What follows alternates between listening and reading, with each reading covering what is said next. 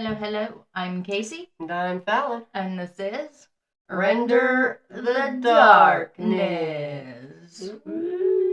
Okay, so I don't know if this is necessarily a fun fact, but I'm an idiot, so I didn't know it.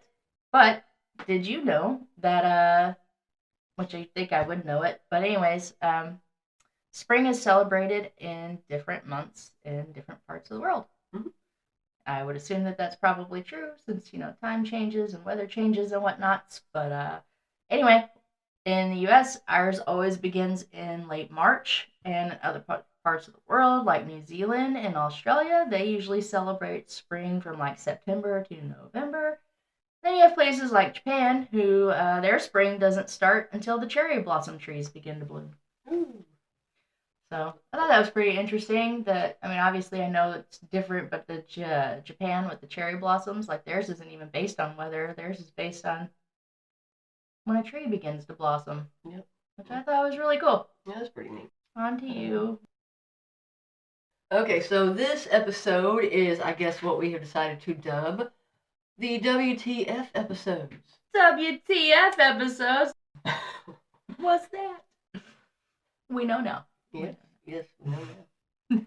Now, this takes place in the 1800s again. For some reason, I am She just stuck. loves the 1800s. It's her favorite. Yeah, I'm just stuck in the 1800s. I don't know why. Maybe you were like in a past life, you were in the 1800s, and then like you died, and then you didn't like re-resurrect until 1983.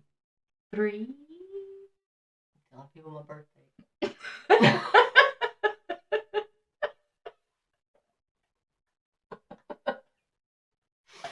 A wiser person would be like, "No, you fool! In 1979." But anyway. What's the lighting? Why am I so red? I don't know. Am I getting a tan and I don't know it? Is that a tan or am I just red? Either that or I'm starting to get super, Or you're pale. Yeah. Are you anemic? I do have very low ferritin. Well, maybe it's not me. Maybe it's you. I don't know. I mean, I still think I look the same. Hey, we didn't do this on purpose, but we're both in gray. Oh, yeah. Look at that. We hardly ever are in the same color. And we even almost have kind of the same color pattern going on at the... Yeah. I missed. We're so off the... Sorry. But anyway. I didn't need that 5 minutes of your life, did you? It's one of them episodes, you know. Now, if you remember in the Hammersmith ghost murder that we did, I mentioned that the ghost lost its presence when the first sighting of Spring Hill Jack happened in 1837. So this episode is going to be on the legend of Spring Hill Jack. Spring Hill Jack. Spring Hill Jack is a being out of English folklore during the Victorian era. The first sighting that was reported happened in 1837. One source said the first sighting happened as early as 1808, which was described in a letter from an editor of the Sheffield Times that stated, quote, "Years ago, a famous ghost walked and played many pranks in this historic neighborhood." And the person that wrote it gave the being these names as, quote, Heart Ghost or Spring Hill Jack. Now, there are also said to be more sightings, especially in London, the Midlands, and Scotland. Some sources said that he was also seen in the U.S. Mm-hmm. Maybe that's why they called him Spring Hill Jack. He was hopping around from place to place. Maybe. I'm interested. Okay. In London during the 19th century, a lot of people thought that ghosts roamed the streets, and they thought that they were actually after the living. These stories would be passed down from generation to generation. One of the earlier spirits, yes. It's technically true. Ghosts are after the living. I'm sorry. I know that's not happening. Yeah. I was pointed out that's technically true. I thought you were trying to say that I messed something up, and I was like... I was just pointing out that was technically true. It technically is. Now, one of the earlier spirits that people talked about was the Hammersmith ghost. And again, if you remember, we did an episode on that. And it turned out that the ghost was a living person pretending. Another spirit... Now you don't have to watch that episode. Punchline. Hmm.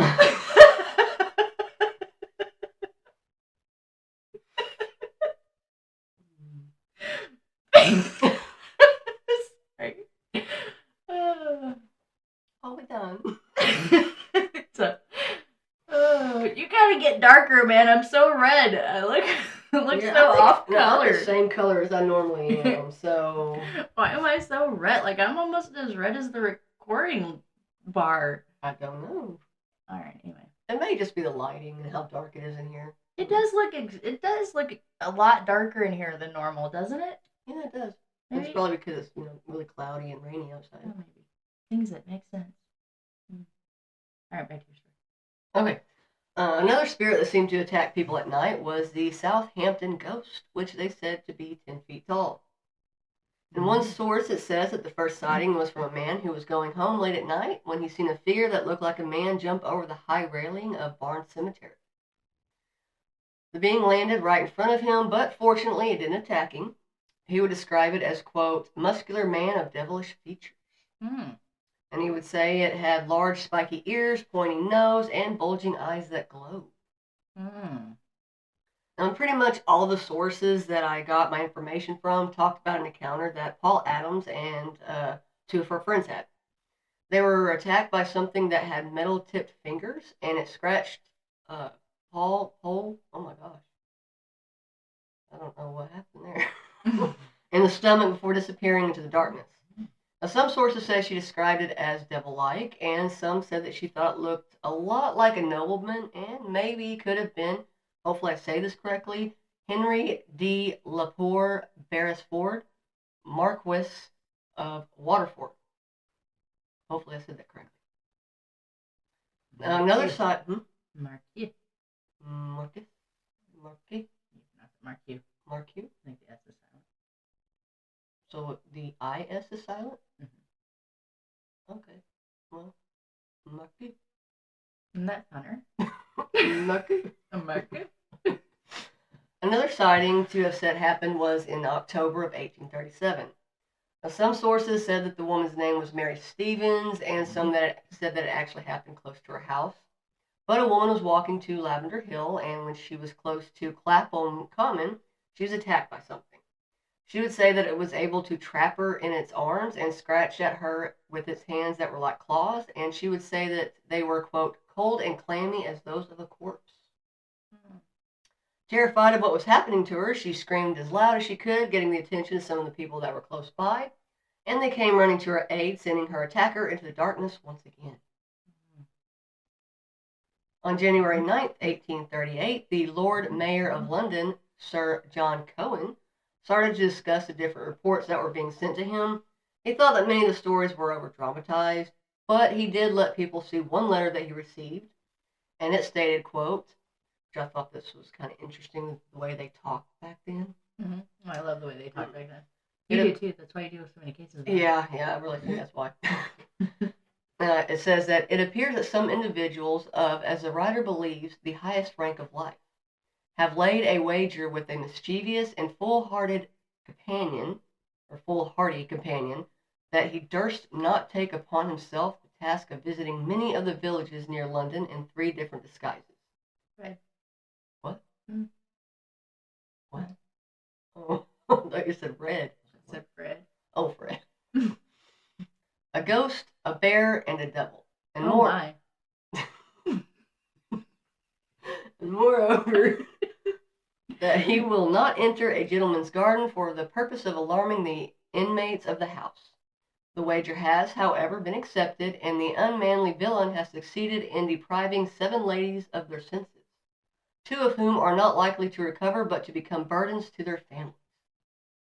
Oh, their senses. Yes. Like their thinking capabilities. Like Yeah. a mindset. I was thinking senses like eyes, nose, ears, smell, sight. Oh, okay. At one house, the man rang the bell, and on the servant coming to the open door, this worse than brute stood in no less dreadful figure that a spectre clad most perfectly. The consequence was that the poor girl immediately swooned, and has never from that moment been in her senses. The affair has now been going on for some time, and strange to say, the papers are still silent on the subject. The writer has reason to believe that they have the whole history at their finger ends, but throughout interested motives are induced to remain silent, according to ukmythology.wordpress.com. I thought that was a really interesting mesh of words. Now consolidate that down and break it into layman's terms and tell us what it means. This creepy guy keeps messing with people, especially the ladies, and they get so crazy when they see them that they lose their senses and scary. I don't know why I did that. That's so weird.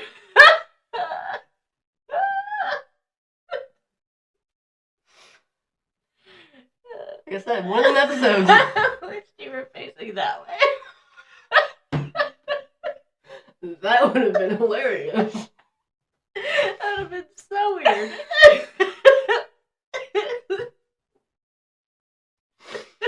Okay. Now, like I said before, there were a lot of different stories about what people thought Spring Hill Jack was. One story was published in the Times about a creature that was bear-shaped that climbed onto a garden wall, running on top of it on all fours, growling at a gardener.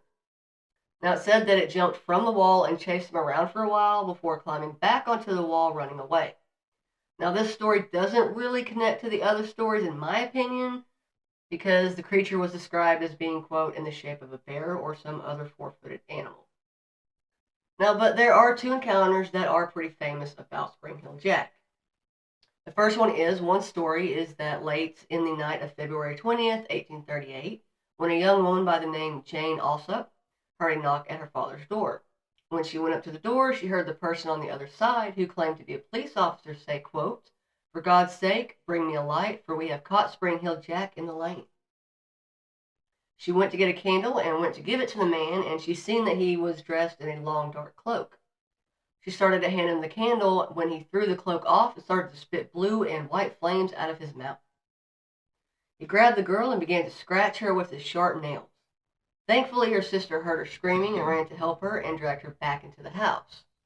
Now, it said that the assailant then continuously knocked on the door, and when no one opened it, he left. I don't know why.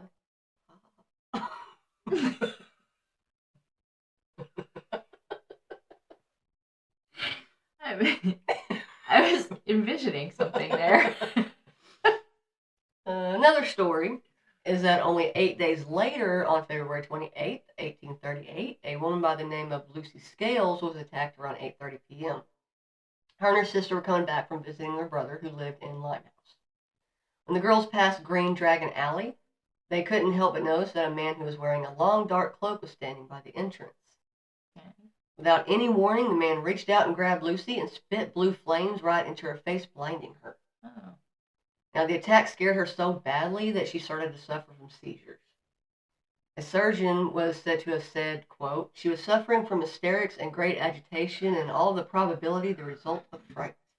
Now, after those attacks, it seemed as though Jack had just disappeared. Not one sighting happened for a full year. Now, after that year, people started to report sightings again, but they didn't happen very often. In 1842, the man that, I don't know if it's Pole or, I want to say Pole, Adams thought that, Pole Adams thought could have been Jack. How did you say it? Marquis of Waterford got married and moved to Ireland and was said to have lived a great life. Now, he lived to be in his late 60s and passed away in 1859, so being the main suspect for the crimes, you would think that the sightings would have stopped, right? Mm-hmm. Well, apparently Jack became more of a nuisance. Uh-oh. Yeah. He started to, I'm sorry, I just kind of started laughing at this. I'm probably going to do it again, and if it offends anybody, I'm really sorry. He started to slap the face of soldiers and jump in their shelters and take off again. I don't know why. I just envisioned him walking up going, hoo, ha.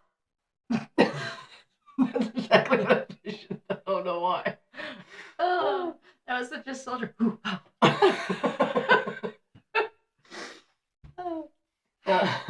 People started to shoot at him and tried to get him by setting traps, but Jack would just laugh at their efforts in a very demonic voice and run away. In 1904, people would see Jack running around rooftops and jumping from building to building. They say that he then just vanished from England. As Jacks do. Yes. See what I did there?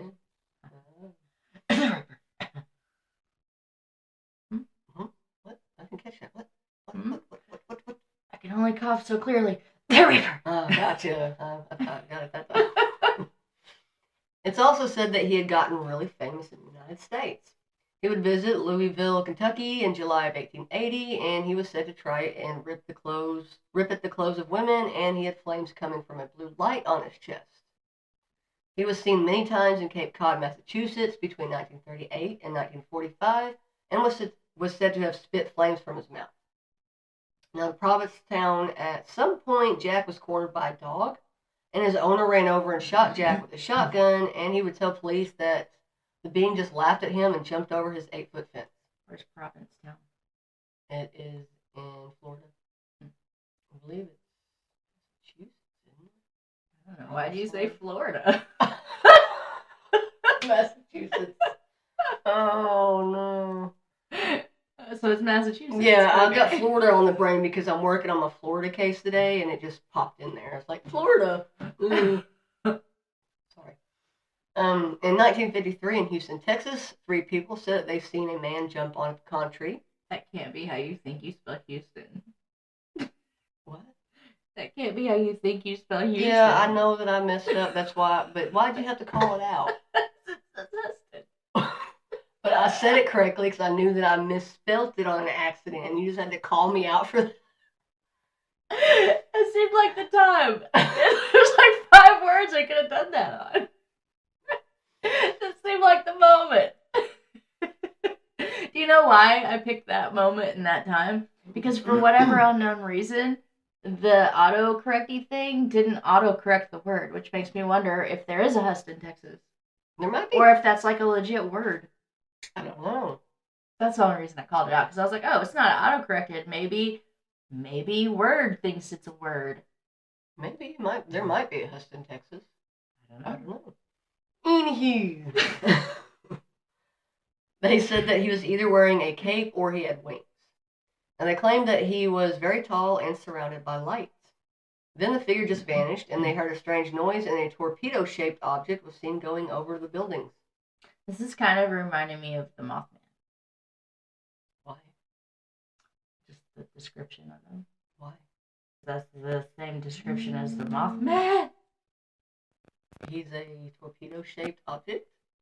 I don't know. The Mothman? He's like a bat, kind of. It looks like a bat. Okay, I've seen the movie. He looks like a bat. But he's off. That's the name. I know what he is. Okay, I'm just trying to call you. I What's don't his know. name? Ingrid Cole or something like that. Anyway, I'm just saying, surrounded me as a Mothman. Okay. Somebody out there is gonna be like, I get it. I can see that. That's probably it. Anyway, go ahead. Okay. In 1973 in Sydney, New York, a family is said to have seen a man that had ears that looked sharp and glowing red eyes that was just jumping all around at heights of up to 60 feet. Ooh. In 1979, a lot of people in Plano, Texas, seen a being that was said to be 10 feet tall and have pointed ears, and it was seen going across a football field in just a few steps. Oh, giant. Yes. That sounds like something the Mothman would do. Mothman might just flutter, though. It's definitely a Jeepers Creepers kind of thing going on. Yeah, with the sharp nails and the possibility of having, I can see that one more than the Mothman, but that's just my opinion. I know the shit surrounding me is something I know about, okay? Okay. Now, there was a man in 1986 that was taking a bike ride in the countryside in South, hopefully I say this correctly, Herefordshire. Oh, that sounds wonderful. Oh, thank you. Hopefully I said it Well, right. not the word. I was saying taking a bike ride there sounds Oh. wonderful. I mean, the word is nice too, but I don't no, usually the say word words. doesn't sound good. The word sounds nice too, but I don't usually say words sound wonderful. Well, I mean, it's a What different a type. wonderful word. Herefordshire? Yeah. Anyway, when he noticed something moving to his left, now he was surprised to see someone jumping over a row of trees. The man came down to him, slapped him so hard across the face it knocked him to the ground, and the evidence of the attack stayed on his face forever. Ooh. Now, no one has ever been identified as Spring Hill Jack, and some say that he could have been a result of mass hysteria. Some say that it was a real person, and over the years that there were copycats. Now, others say that he could be an extraterrestrial or a demon that was summoned here by accident. What do you think? Oh, that's confusing. Are you asking me or them? All of Oh. Well, I think that it's definitely not the mass hysteria because, for one, it happened for way too many years and way too many different places for them to all see and believe the same thing. you. Right. So I'm going to go ahead and knock that theory off the board. Okay. As far as people thinking that it's a real person, I don't know. Because you got some people whose experience with the said Jack was getting slapped in the face, which a real person could do. Yeah. But then you have all the other stories where it's like they split blue and white flames at me and scratched me with metal tipped fingernails, which I guess technically the metal tipped fingernails person could wear That that. could be like Freddy. But the blue and white flames are a little inexplainable. Yeah, and like so maybe for the people who only got slapped in the face, maybe those were real people trying to copycat. But then the ones who experienced the blue and white flames, those were legit run-ins with whatever Jeepers Creepers guy this is. It could be. This is Jeepers Cole. Mm. This is like if Jeepers Creepers and the Mothman had a baby. It would be Spring Hill Jack. Okay. Interesting theory there. Yeah, that's my theory. What's y'all's theory? Yeah, tell us. What do y'all think? I'm interested in Spring Hill Jack's opinions. Yeah. And your opinions. I want his and your opinions. The Spring Hill Jack gives us his opinion. Come on. I'm going to be like, Come okay, on, so he's Spring going Hill to Jack. be one of these two if he's going to be like, hey, I'm Spring Hill Jack, and this is Come what's on, Spring really Hill Jack. happening. Message us. Let us know what's going on here. Yes, tell us. Tell us what you're doing. Where are you from? What are your plans? How long you been here? Yeah. What's up, bud? Do you have any kids? Yeah, don't scratch me. Are you married? Yeah, what do you Do got you going like on? dogs? What's your career? Mm. What do you do in the daytime? Mm. Mm. But yep, that's the story of Spring Hill Jack. Yeah, that was fun. Yeah, I liked it. I thought that was pretty cute. That was interesting, and thank you for keeping your word and doing the Spring Hill Jack case as you said you would. Yes, I said Look at I you. did, and I did it. Being all noble, keeping your word and shit. Yeah, it. Sometimes it's gonna take me time. I mean, I still plan on doing the crescent, like even after we do. Which I'm wondering if I should do it with the video or the after the live stream that we plan on doing. Mm-hmm. Like, I wonder if I should do it like that week. Why don't we do it while we do the live? That could be how we start the live. We can, initiate it with saying this is where we're at, this is what we're doing, and then while we're waiting to see if anything happens, because you're staying the night in the hotel rooms, you're gonna have plenty of time to kill. We could just do the episode live in the hotel room at the Crescent. How rad would that be? Well, yeah, I mean, I thought that's what we were going to do, but I'm talking about getting into all the details of other things. What do you mean? I don't want to say it. Of the hotel, or the history of the hotel, or Yeah, the the ghost history of the of- hotel. The history of one of the specific people at the hotel. Oh, we should totally tell that shit while we're in there. Maybe we'll entice them to come visit. Okay. That's my opinion. There's a lot to it. We're gonna be there for 2 days. Well, Do you have 2 days worth of information? Well, no, I mean, we're going to be doing other stuff while we're there. Like what? I mean, my husband's going to be there for one. Well, my daughter's gonna be Yeah, I was there. going to say your daughter's going to be there. But we're there One of your to other daughters may investigate. be there too. Yeah, at night. Yeah, that's when we can tell the 59. story. We can spend the day with our family members that choose to go, and then we can, at night, dedicate that time to telling the stories. Yeah, I mean, like I said, We'll work it out. we'll probably tell. I mean, yeah, we're going to tell some of the history of it, of course, so people understand, what it is, where it's at, why it's considered haunted and stuff like that. But I'm talking about a deep dive into it, like I said, it's going to whenever we did the Ghost of Arkansas. You do whenever you want to do it because it's your case and you're the one who committed to doing it. But I suggest that we do it live at the hotel. I'm saying we're going to, but I'm going to do a deeper dive eventually. Okay. Like a very detailed, deeper dive. Like, she had brown hair with 72 gray streaks. blue eyes with 32 specks of brown, technically making them hazel, maybe. That kind of detail? What did you eat today? Or drink? I don't know. Anywho. I had a steak, egg, and cheese bagel, and it was wonderful. Oh, nice. I did. I'm gonna get a little hint of water. But anyway, so that's the end of that story, and we appreciate you. Thank you guys so much for hanging out. We really appreciate it. Yes. Please like, share, subscribe. Send us an email if you want to. We welcome all humans. Yeah. We welcome all non-humans. We welcome you all. Yes. Please come join us. Spring Hill Jack, let us know. Let us know. We're waiting on you, bud. Yeah. Other than that, we are Render the Darkness.